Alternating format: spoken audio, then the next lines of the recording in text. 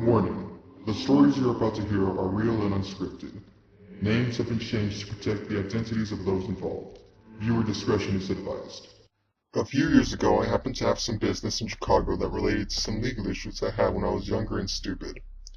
A teenage rebel, I had associated with a group of sketchy drug users who ended up getting me arrested over something I had no part of, something that I was innocent of. And while trying to apply for my citizenship, the incident was brought up, and so, because of that, I had to return to my home state of Illinois just to find evidence that my arrest as a minor was expunged for the right reasons. Anyways, in light of wanting to turn a stress-inducing trip into something more positive, I decided to reconnect with an old high school friend who happened to live a few hours away from where I was staying. His name was Kevin. Kevin and I shared many good memories. It might even be fair to call him my first real friend. I had him on Facebook and I occasionally spoke with him, but I honestly didn't know much about his current life, as our conversations were often about stuff like music and not our lives. I asked him to meet me at a local bar and off I went, excited to see my friend of long ago. When I got there, the first thing that struck me as, well, rather odd, was the fact that he gained a lot of weight, and I'm not even joking around. His Facebook didn't have any recent pictures, so this took me by surprise. Kevin was normally a skinny person, at least when I last saw him he was, partially due to his addiction to amphetamines. And his hair, well, it just wasn't the same.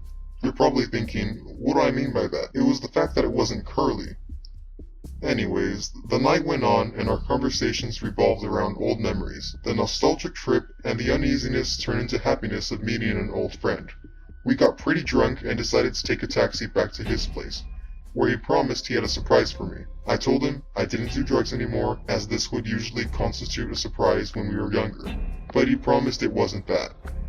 When we got there, I realized Kevin lived on the bad side of town. It was shady, but I felt safely intoxicated and didn't fear the vagrants outside. Besides, I'd soon be home in his pad. Kevin kept talking about the surprise, emphasizing that I'll love it. The way he kept repeating this despite my efforts to move the conversation into something else seemed a bit weird, but I figured he was just excited to give me whatever it is he wanted to share. When I got into his apartment to sit down, he asked me if I wanted to drink some water, which I accepted.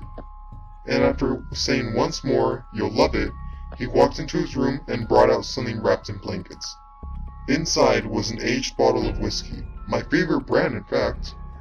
The night went on and we broke into it, getting drunker and drunker. Eventually, I passed out, and when morning came, I took a taxi back to my motel, happy with how the whole night had turned out. It wasn't until years later that I found out that Kevin had died from a drug overdose, a year after I graduated high school and moved to New Jersey.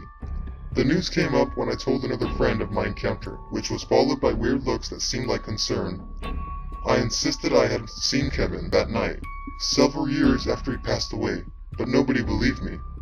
Instead, they offered the explanation that my encounter was the result of grief, even though I was ignorant of his death until that moment. Or maybe, they suggested, all those years of hard drug abuse caught up with me and it was time to see a shrink. His Facebook got taken down a few months after our encounter, and I didn't think much of it. I just assumed he got sick of the whole social media thing or something. So I have no proof of what I claim except the memory of the last time I saw my best friend.